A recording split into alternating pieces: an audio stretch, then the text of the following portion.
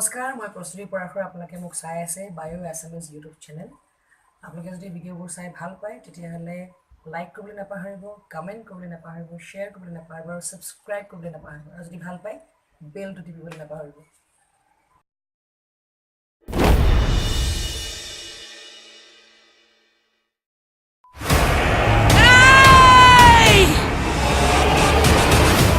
মাক হ'বলৈ ওলাইছো। মাকৰ লগত ফেপেৰি নাপাতিবি, তেজে তেজ কৰি পেলাম সাৰা দুনিয়া। এজনীয়ে মোৰ মা, পলাতক আছামী।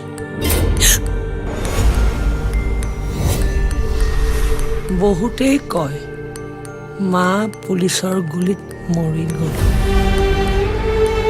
মই জানো এইবোৰ চব মিছা কথা। মোক নোচোৱাকৈ মোৰ মা কেতিয়াও নমৰে।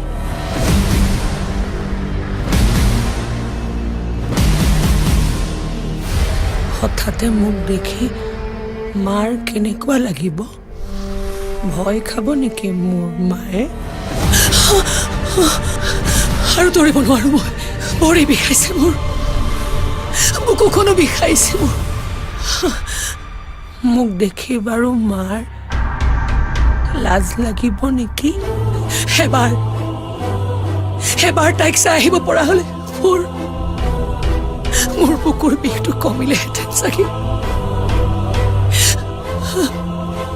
নে মোক দেখি মায়ে কব মোৰ ছোৱালীজনী ইমানেই বেলেগ নে?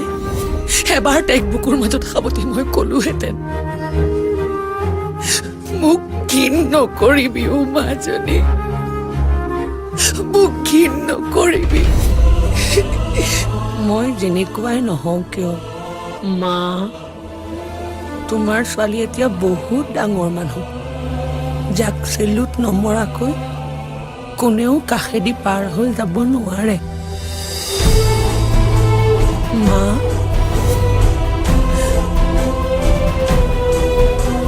তাই মোৰ ছোৱালী নহয়, তাই মেম চাহাব।